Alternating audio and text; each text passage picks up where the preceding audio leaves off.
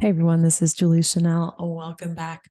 I wanted to discuss today a topic that I see running everywhere on Twitter and on Facebook, and that is this idea of adaptability versus predictability.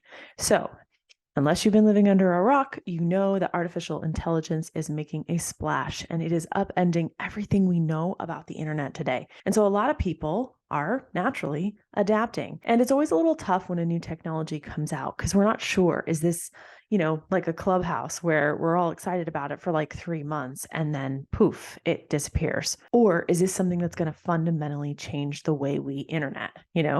And just like when the dot-com bubble happened, people didn't realize, or they did, and some people got really rich and some people got left behind. And so adaptability and being able to pivot and like see the next thing is an important trait in a CEO or in a visionary. However, in our little, corner of the internet, in the internet marketing world, it's very, very common for leaders and influencers to jump from thing to thing to thing. And so there is also this lack of predictability in influencers and gurus who one day they're talking about coaching and sales calls, and then they're talking about Web3 and cryptocurrency, and now they're talking about artificial intelligence. And you, as the customer or the follower, might be like, oh my gosh, I don't know what to expect from this person. So as you're sitting in your business owner seat and your CEO seat, and you're thinking to yourself, okay, how is the internet going to fundamentally change with artificial intelligence? I think it's smart to understand that this is going to be a season of adaptability, and this is going to be a season of innovation and pivoting. So it is an important trait to have. And I want you to look at the things that you do in your business right now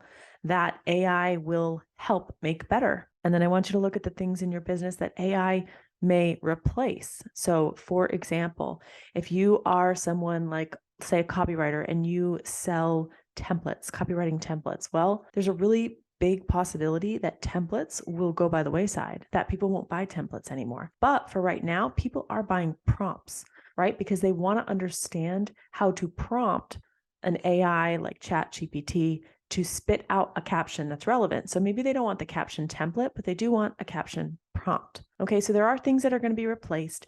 There are things that are going to be made easier. And then there are things that are just going to stay the same for a while. Because remember, if you're on the cusp of every new technology, that means that you're early. And it means that the majority of people are still not paying attention. So there is some runway, and you don't want to up and change your entire business model overnight on something that is so new that doesn't yet have mass adoption. And so let's talk about the other side of the coin for a second, which is predictability. And predictability is kind of boring and not very sexy, and a lot of people don't value it. But when you look at some of the companies out there that make millions and millions, billions of dollars and last for a long time, they're incredibly predictable. They provide the same service and product year after year, day after day. And so there is a lot of value in being a predictable human visionary company brand on the internet, because people want to know what to expect from you. So for example, the mastermind that I run,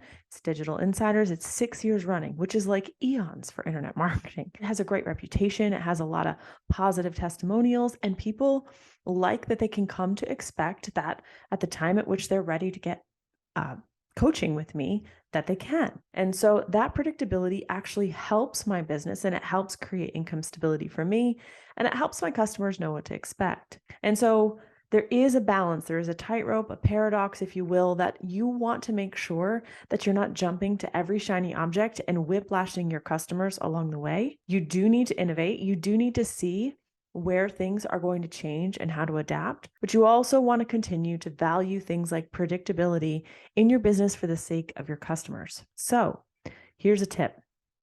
When you find something new, go ahead and dive deep into it. It's okay. Find a group of people that are also diving deep into it. Get in the lab, start experimenting, start daydreaming. Dedicate some of your business week to that innovative side of your brain, but do not take your whole company down that path, okay? So if you have team members and you have people that can keep running your programs, keep running your programs. The bigger you are, the more thoughtful you need to be when you make a change.